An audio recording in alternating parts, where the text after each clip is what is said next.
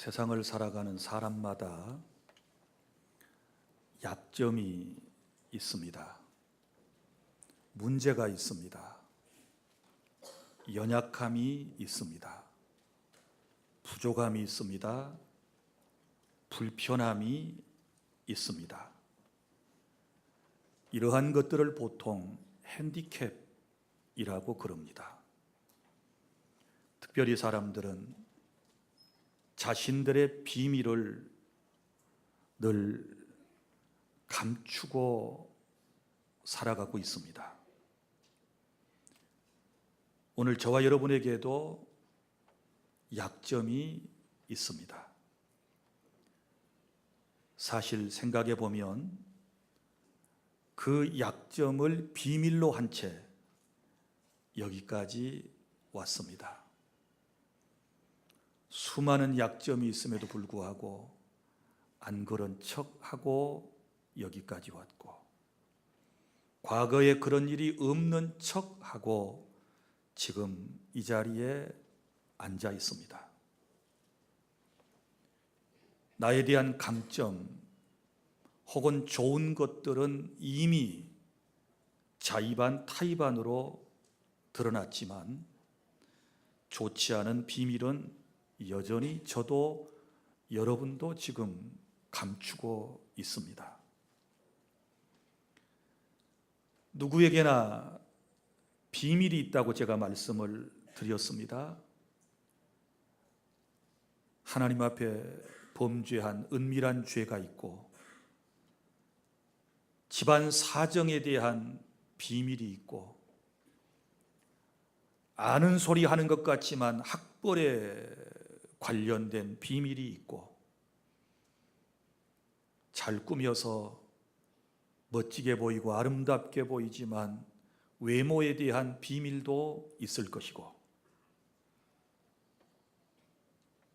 남들한테 기죽지 않기 위해서 이것저것 꾸미고 살아가지만 가난에 대한 비밀도 있을 것입니다.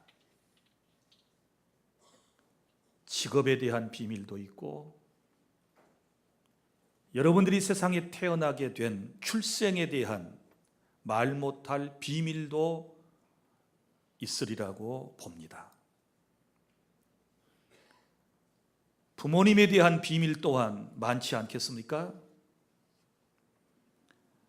알코올 중독자인 부모님, 약물 중독자, 도박 중독자, 부모님의 전과 기록 등등 부모님에게도 여러 가지 비밀이 있습니다. 가족에도 비밀이 있지 않겠습니까? 집안에 몸이 성치 못한 장애인이 있다라고 하는 비밀, 요즘은 조현병이라고 하는 정신과 치료를 받는 가족이 있다라고 하는 비밀, 형제 중에, 자매 중에 정말 인생을 힘들게 어렵게 혹은 남에게 피해주며 살아가는 그러한 가족들이 있다라고 하는 것 또한 비밀로 붙이고 살아오신 분들도 계실 것입니다. 가족 간에 부부의 비밀은 없겠습니까? 누구에게나 있을 것입니다. 부부에게도 말하지 못한 비밀들이 우리에게는 여러 가지가 있을 것입니다. 남에게 말하자니 체면이 안 서고, 비밀로 감추고 세상을 살아가려니 속이 터지고, 우리는 이런 힘든 세상을 누구나 다 지금 함께 살아가고 있습니다. 이런저런 비밀이 많은 사람은 정신적으로, 정서적으로, 영적으로 어려움을 겪습니다. 뿐만 아니라 자신은 수치심 때문에 괴로워하지요. 부끄러우니까. 그리고 지은 죄 때문에 죄책감에 사로잡혀 얼굴이 밝지 않습니다. 항상 충동적으로 행동을 하고 그리고 불안한 마음을 가지고 초조와 긴장 속에서 날마다 하루하루를 살아갑니다. 이런 비밀을 오래 마음속에 간직하고 있으면 이것이 육체적인 질병이 되어서 인생을 더욱 힘들게 하는 것입니다. 나는 오늘 여러분들에게 이 말씀을 드리면서 우리 주 안의 모든 성도들이 가진 약점, 그리고 내 발목을 잡고 있는 비밀들이 다 그리스도 안에서 주님을 만나 치유되는 그런 은혜가 있기를 바랍니다.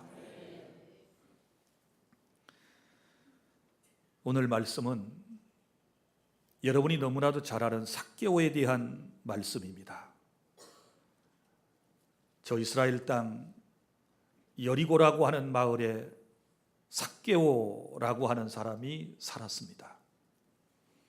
이 사람의 이름의 뜻은 깨끗한 자, 의로운 자라고 하는 뜻을 가지고 있습니다.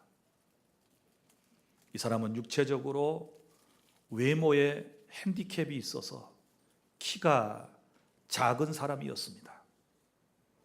그러나 그의 직업은 세무서 직원이었고 특별히 직급도 높아서 그는 세리장이라고 말씀하고 있습니다. 그가 근무했던 세관은 베레아 지방에서 요단을 건너 여리고로 오는 길목에 있었습니다. 많은 상인들은 이곳을 통과했습니다. 그리고 필히 통관세를 납부해야만 그곳을 통과할 수 있었습니다. 당시의 세리, 즉 이 세관 공무원들은 로마의 막강한 공권력을 동원해서 자율적으로 상인들에게 세금을 부과했습니다. 그래서 자신들의 부를 축적할 수 있었습니다. 이런 일로 인해서 삭개오는 자신들의 동족들에게 매국노로 낙인이 찍혔고 죄인 취급을 받게 되었습니다. 뭘 보면 알 수 있느냐? 오늘 7절에 예수님께서 삭개오와 함께 그의 집에 들어가셨을 때 여러분 사람들이 어떻게 말하는지를 보면 알 수 있습니다. 7절에 무사람이 보고 수군거리어 이르되 저가 죄인의 집에 유하러 들어갔도다. 예수님께서 죄인의 집에 들어가셨다는 겁니다. 이 사람이 누구입니까? 세리장입니다. 공무원입니다. 부자라고 말씀에 기록되어 있습니다. 그런데 사람들은 수군거리면서 죄인이다 이런 표현을 하고 있습니다. 이처럼 삭개오는 늘 사람들에게 따돌림을 당합니다. 따돌림을 당하면 소외감이 찾아옵니다. 따돌림을 당하게 되면 인생은 외로운 것입니다. 늘 자신의 양심의 가책감을 느끼고 죄책감에 사로잡혀 그렇게 하루하루를 살고 있었습니다. 사회적 지위도 있었고 돈도 많이 가지고 있었지만 그의 마음은 평안치 못했습니다. 그의 삶은 행복하지를 못했습니다. 이것이 그의 삶에 있어서 비밀이었습니다. 여러분은 어떻게 생각하십니까? 잘 먹고 잘 살고 거기에 지위도 높으면 행복할 거라 그렇게 생각을 하고 부러움에 선망에 눈총을 보내지 않습니까?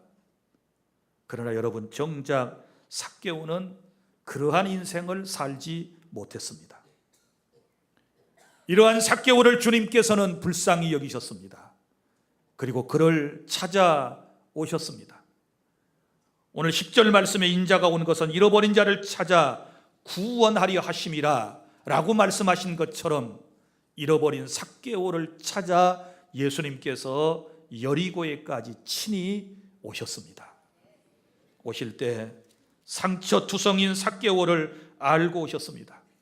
그의 비밀스러운 문제와 인생의 근본적인 구원에 관련된 이 모든 문제를 해결하기 위해서 예수님께서 삭개오를 찾아오신 것입니다.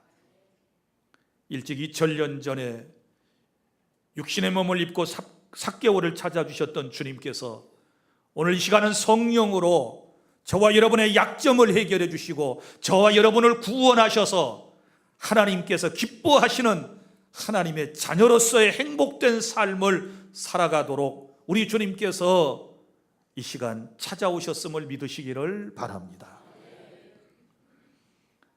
주님이 나를 다 알고 찾아오셨는데, 주님은 내 사정을 다 알고 찾아오셨는데, 나의 모든 비밀을 환히 들여다보고 주님께서 나를 찾아오셨을 때 우리는 어떻게 반응해야 할까요? 첫째는 내 모습 이대로 예수님께 나오시기를 바랍니다. 오늘 말씀 3절부터 6절까지 삭개오라고 하는 사람이 주님께 나올 때에 그 모습을 여러분 살펴보시기를 바랍니다. 키가 작은 삭개오는 외모에 대한 컴플렉스, 열등감이 있었습니다. 여러 가지 이유 때문에 그의 마음속에는 기쁨이나 만족이 없었습니다. 그런데 생각해 보면 이 약점 때문에, 이 핸디캡 때문에, 이 컴플렉스 때문에 결국은 삭개오가 주님께 나올 수 있었습니다. 사람들에게 용서받고 떳떳하게 살기 위해서, 유대인의 일원으로서 살기 위해서 주님께 나올 수 있는 동기부여가 되었다는 사실을 우리는 알 수 있습니다. 사랑하는 주 안의 성도 여러분, 이처럼 우리 인간들은 문제 때문에, 약점 때문에, 나의 핸디캡 때문에 예수님께로 나올 수 있었습니다. 보십시오. 우리가 부자였다면 이 자리에 나오기 쉽지 않습니다. 어렵고 가난하기 때문에 주님 앞에 나올 수 있었습니다. 내가 성공만 계속해서 하게 되었다면 이 자리에 나오기 힘들 것입니다. 그러나 성공보다는 실패를 더 자주 했기 때문에 낭패와 실망을 당한 뒤에 우리가 예수님께 나올 수 있었습니다.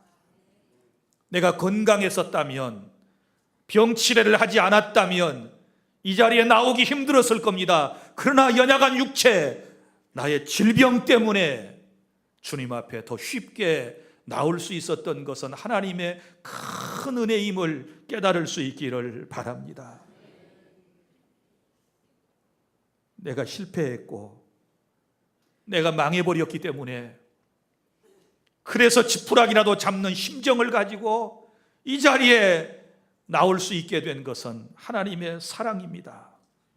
내가 의롭게 살고 세상에서 지탄받지 않고 떳떳하게 살아가는 인생이었다면 누가 이 자리에 나와서 죄인됨을 고백할 수 있었겠습니까? 그러나 안타깝게도 우리는 이 세상에 살아가면서 수많은 죄를 지었고 그 죄책감 때문에 시달리다가 마음의 평강을 누리기 위해서 주님 앞에 나올 수 있게 되었으니 이 또한 하나님의 은혜인 줄 믿으시기를 바랍니다.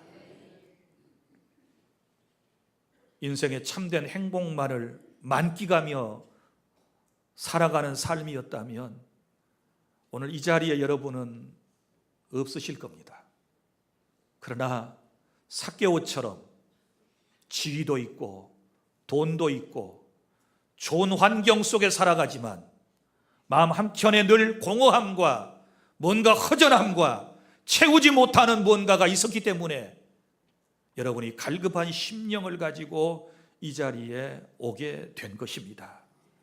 부디 주님을 만나서 이 모든 공허함이 다 영적으로 채워지는 그런 은혜가 있기를 축복합니다.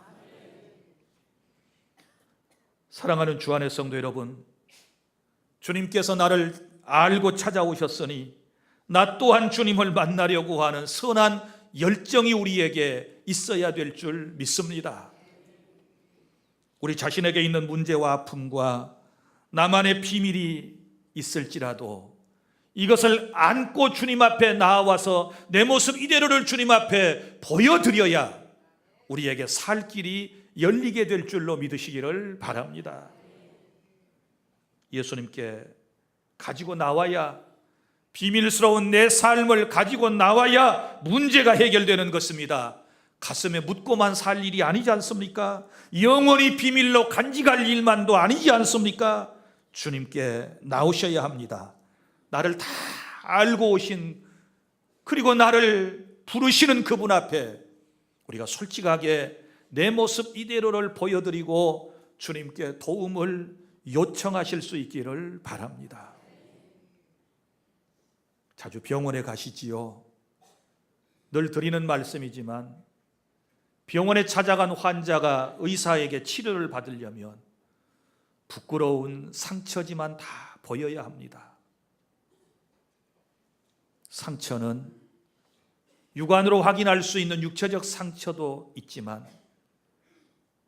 우리 신체 안에 수많은 장기들은 우리가 직접 눈으로 볼 수 없기 때문에 우리가 엑스레이라든지 CT라든지 MRI 같은 것을 통해서 우리 눈으로 확인되지 않는, 잘 볼 수 없는 것을 샅샅이 다 스캔하여 살펴보고 난 이후에 선생님이 치료를 시작하지 않습니까?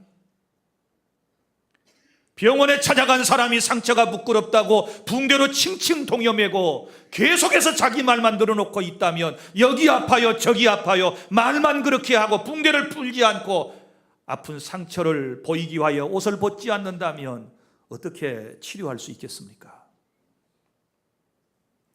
저도 여러분도 하나님 앞에 한없이 부끄러운 사람들이고 많은 상처를 가지고 살아가는 사람들입니다.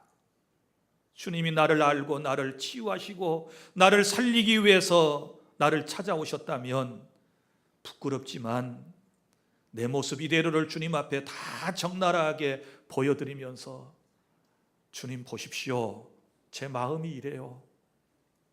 주님 내 삶이 이래요. 주님은 내 눈물의 의미를 아시지 않습니까? 나의 일그러진 이 얼굴을 주님이 그 뜻을 아시지 않습니까? 허허 웃고 다니고 입가에 미소를 띠고 겉으로는 치장을 하고 분장을 하고 화장을 해서 화사한 모습으로 고귀하고 당당한 그런 모습으로 드러나 있지만 속은 골마 터지고 속은 아프고 남에게 말 못할 사정을 가지고 남몰래 눈물을 훔쳐내는 이 내 안타까운 삶의 인생의 모습을 주님이 아시지 않습니까? 하고 주님께 다 보여드려야 살아요.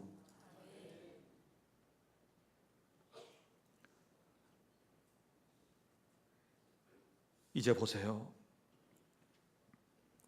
삭개오는 자기의 상한 마음과 자기의 삶을 회복하기 위해서 주님이 여리고 마을에 오신다는 소식을 듣고 그는 주님을 만나기 위해 뛰어나갔습니다. 이미 사람들은 인산인해를 이루고 있었고 키가 작은 자신은 보통 자리에서는 지나가시는 그 주님을 볼 수 없었습니다. 그래서 그는 어떻게 합니까? 포기하고 돌아갑니까? 먼저 나와서 주님을 가리고 있는 사람들 때문에 포기하고 돌아갑니까? 그러지 않습니다. 세무서 서장이었지만 그는 예수님을 보기 위해서, 그분을 만나기 위해서 돌 무화과 나무 위로 올라가지 않습니까? 무화과 나무로 올라갔습니다. 그리고 예수님께서 지나가시는 모습을 지금 보고 있습니다. 예수님에 대한 수많은 소식을 그동안 들었습니다. 그분이 어떤 분인가에 대하여 간접적으로 알고 있습니다. 이제는 그 주님을 자기가 직접 만나야 내 삶의 모든 문제가 해결되리라고 하는 이런 지금 간절한 기대와 소망과 확신을 가지고 지나가시는, 아니 자기 자신을 찾아오시는 그 주님을 내려다보고 있는 것입니다. 5절, 예수님께서 그 모습을 보시고 삭개오의 그 돌 무화과나무 위에 올라가 자신을 주시하고 있는 그 모습을 보시고 주님께서 이렇게 말씀하셨습니다. 삭개오야, 속히 내려오라. 내가 오늘 너의 집에 유하여야 하겠다. 이렇게 말씀을 하셨습니다. 예수님과 삭개오는 한 번도 만난 적이 없습니다. 그런데 예수님께서 무화과나무 위에 삭개오의 이름을 정확하게 부르시는 겁니다. 삭개오야 하고 자기의 이름을 부르시는 것입니다. 얼마나 놀랐을까요? 얼마나 놀랐을까요? 세상에 어찌 내 이름을 알고 계실까? 그럼 주님께서 그의 이름만 알고 부르실까요? 이름을 부르실 때는 그의 과거와 현재와 미래까지도 주님은 다 알고 부르시는 겁니다. 다 알고 부르시는 그분 앞에 인생은 핑계할 수 없습니다. 주님이 오신 목적이 무엇입니까? 오늘 내가 너와 너의 집에 내가 가서 유하여야 하겠다라고 하시는 말씀, 또 다른 말로 표현하면 우리를 구원하여 우리와 영원히 함께 사시기 위하여 주님께서 이 땅에 오셨음을 믿으시기를 바랍니다. 주님은 삭개오의 집에 들어가시기를 원하셨습니다. 사랑하는 주 안의 성도 여러분, 우리 주님은 삭개오의 외로운 마음을 알고 계셨고, 삭개오가 사랑받고 싶어하는 욕구를 알고 계셨고, 인정받고 싶어하는 욕구를 주님은 충분히 알고 계셨고, 그의 간절한 기대와 바람, 죄악된 삶을 훌훌 털어버리고 떳떳하게 이스라엘 공동체 구성원으로서 이 땅에 살아가기를 원하는 그의 마음을 주님께서 아시고 삭개오야 하고 부르셨습니다.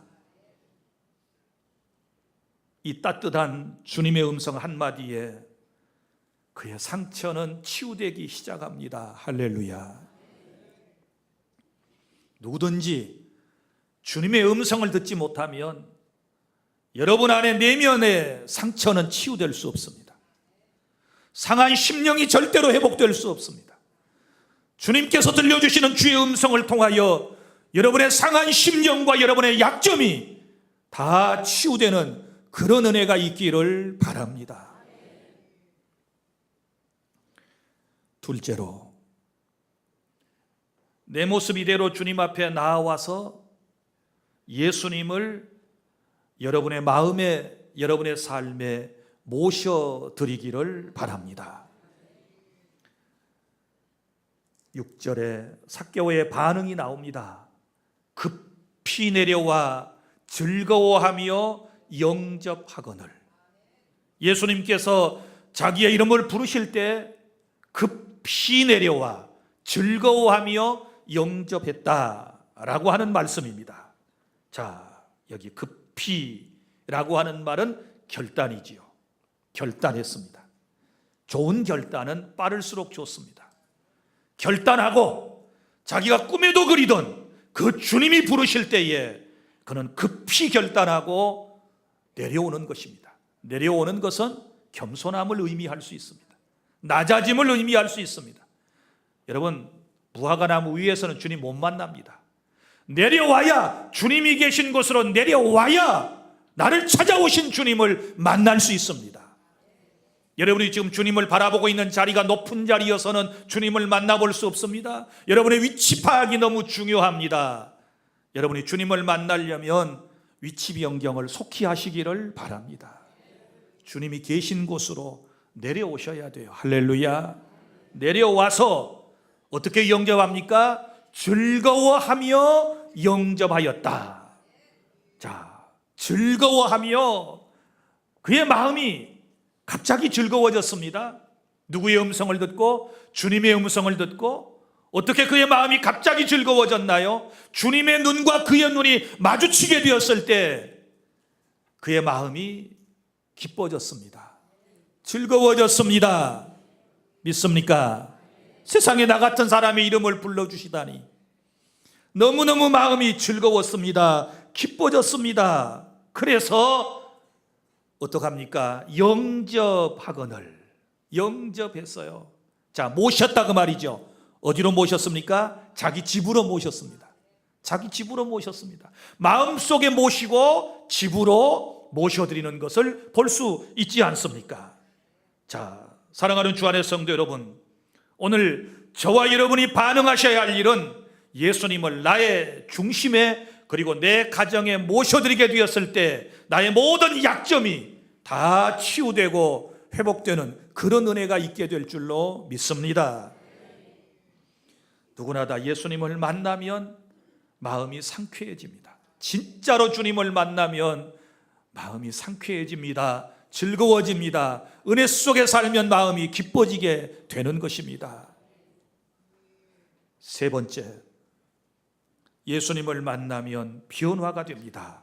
8절부터 10절까지 말씀입니다. 자, 여기 세 가지 놀라운 변화가 예수님을 만남을 통하여 일어나게 되는데, 나를 알고 찾아오신 주님을 내 모습 이대로 그분을 모셔드리게 되었을 때 내 삶에 일어나는 첫 번째 변화는 뭐냐 그러면 회개입니다. 회개. 자, 여기 삭개오가 8절 이렇게 말합니다. 서서 주께 여짜오되 주여 보시옵소서, 내 소유의 절반을 가난한 자들에게 주겠사오며 만일 누구의 것을 속여 빼앗은 일이 있으면 네 갑절이나 갚겠나이다. 이것은 무엇을 의미하는 것일까요? 회개입니다.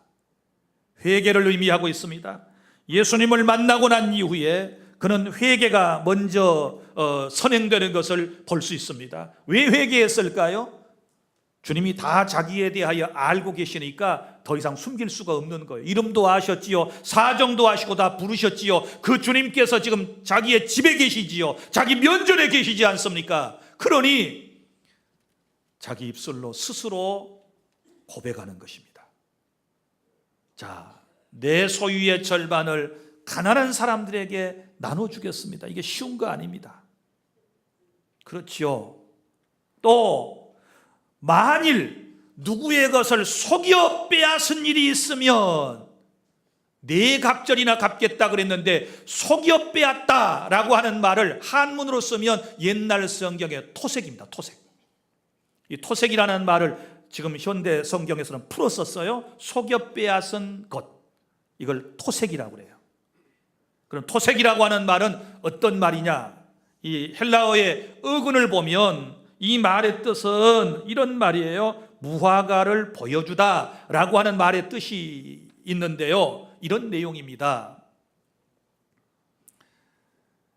이때 당시에는 무화과가 굉장히 소중했고, 또 무화과를 사람들이 많이 즐겨 먹었고, 또 식용, 약용으로도 함께 사용을 했습니다.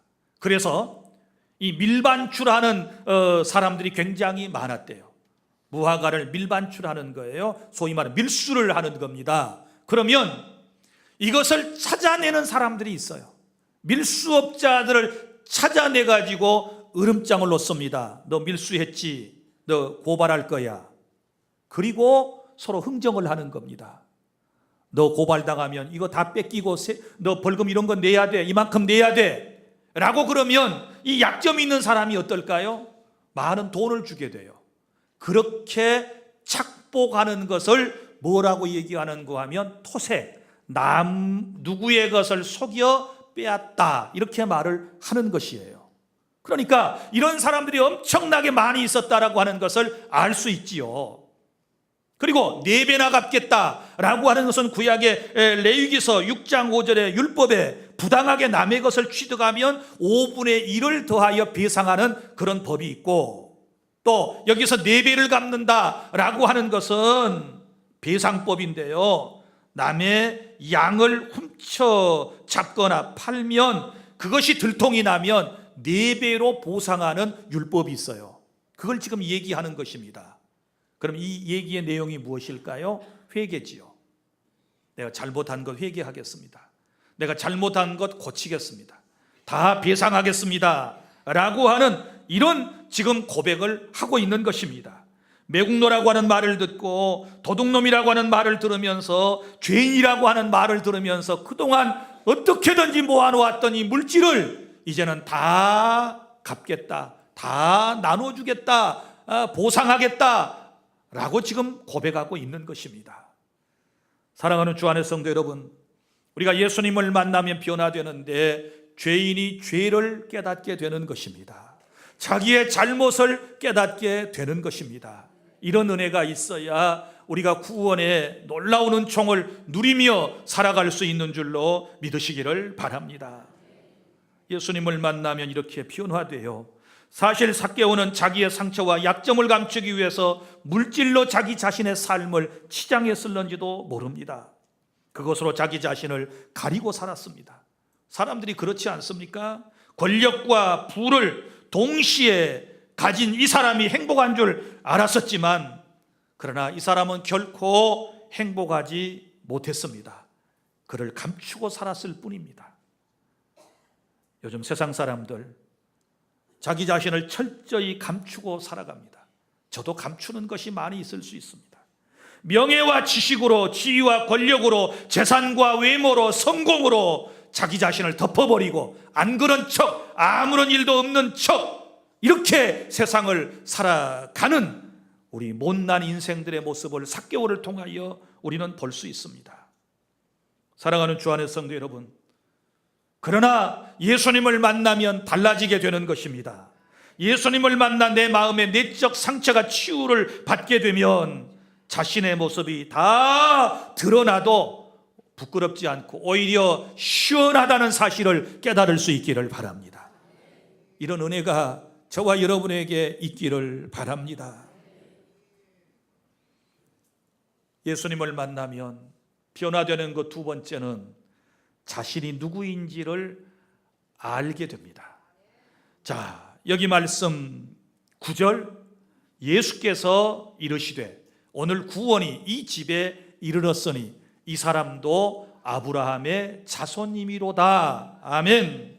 자, 예수님께서 이 사람도 아브라함의 자손이다, 이렇게 말씀을 하셨습니다. 지금까지 삭개오는 자신은 하나님의 백성이 아닐 거라고 생각하며 살았습니다. 그렇지요. 우리도 죄를 지으면 나는 구원받지 못했을 거야, 나는 하나님의 자식이 아닐 거야, 나는 하나님의 사랑을 받지 못할 거야, 이런 착각에 빠지지 않습니까? 삭개오도 마찬가지였을 것입니다. 나는 소망 없는 사람, 나는 버림받은 사람, 겉으로 볼 때는 세무서 서장이고 겉으로 볼 때는 부자이지만 남들이 볼 때는 정말 행복한 것처럼 보이지만 나는 아무짝에도 쓸모없는 인간, 사람들에게 지탄이나 받고 내 동족들에게 죄인 취급받고 매국노 취급이나 받는 나는 이런 인간이야, 이렇게 생각을 했지 않았겠습니까? 그러나 이제 예수님을 만나고 난 이후에는 내가 누구인지를 압니다. 왜요? 자기가 스스로 깨달은 바가 아니에요. 예수님께서 말씀해 주셨기 때문이에요. 너도 아브라함의 자손이다, 이 사람도 아브라함의 자손이다. 믿습니까? 사람이 자기를 평가하는 것은 자기가 자기를 평가하는 게 아닙니다. 주님이 나를 어떻게 평가하시느냐가 중요한 것입니다. 사람들은 착각을 하고 있어요. 자기가 자기 자신을 의롭다고 평가해요. 이 사람들이 서기관과 바리새인들이에요. 어떻게 내가 나를 감히 평가할 수 있겠습니까? 우리의 평가, 나 자신에 대한 평가는 주님의 평가에 기인해야 됩니다. 주님이 너 나를 믿었기 때문에 의인이야 라고 말할 때 의인인 것이고, 믿습니까? 주님이 너는 내 아들이고 내 딸이야 라고 말씀하셨을 때 하나님의 아들과 딸이 되는 것이지, 자기 혼자 내가 의인이야, 아니지요. 자기가 내린 평가 온전하지 않습니다. 우리가 말씀을 들을 때는 여러분이 여러분 자신을 평가하지 마세요. 요즘 혹여 그런 사람들을 볼 수 있을 거예요. 나는 행복해, 나는 특별한 사람, 나는 사랑받기에 태어난 사람, 이런 모든 것들이 하나님의 말씀에서부터 왔다면, 은혜 가운데서 깨닫고 이것이 왔다면 맞는 얘기지만, 그러나 스스로 혼자 체면을 걸지 마세요. 아닐 수 있어요. 믿습니까? 스스로 체면 걸지 말아요. 주님이 막 그렇게 말씀하셔야 되는 것이고, 주님이 그렇게 말씀하셨으면 우리는 무조건 아멘하고 받아들이는 것입니다. 할렐루야.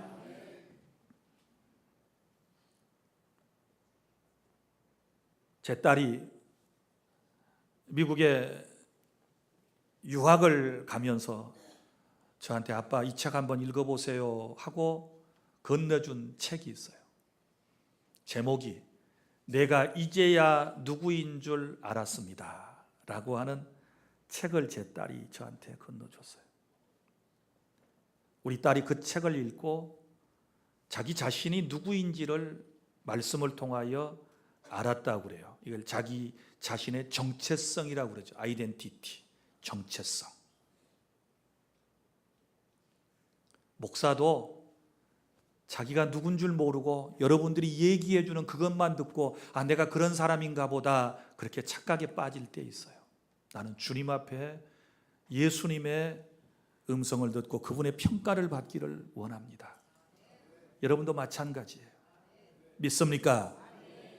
누가 나에 대하여 어떻게 평가하느냐 그게 중요한 게 아니에요. 세상 사람들 삭개오에게 다 부자요, 다 그는 세무서 서장이라고 그렇게 인정을 하고 했지만 자기 마음속에는 진정한 행복이 없었잖아요. 남들은 부러워했지만 진정한 행복이 없잖아요. 중요한 것은 신앙은 개인적이에요. 인격적으로 주님을 만나시기를 바랍니다.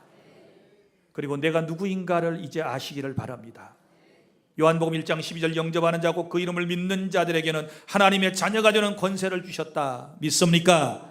예수님을 믿음으로 나 같은 죄인이 하나님의 자녀 되었고 하나님의 자녀이기 때문에 주님이 나를 항상 사랑하시고 나를 버리지 아니하실 것이고 세상 사람들의 평가에 어찌하든 주님은 나를 보배롭고 존귀한 자처럼 주님께서 여겨주실 것이고 세상 사람은 나를 떠나도 주님은 절대로 나를 버리거나 떠나지 아니하실 그런 은혜로 언제나 나와 함께 하심을 믿으시기를 바랍니다.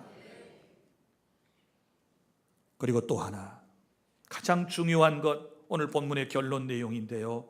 예수님을 만나면 예수님을 모셔드리면 구원을 받습니다. 9절에 오늘 이 구원이 이 집에 이르렀으니 10절에 인자가 온 것은 잃어버린 자를 찾아 구원하려 함이니라.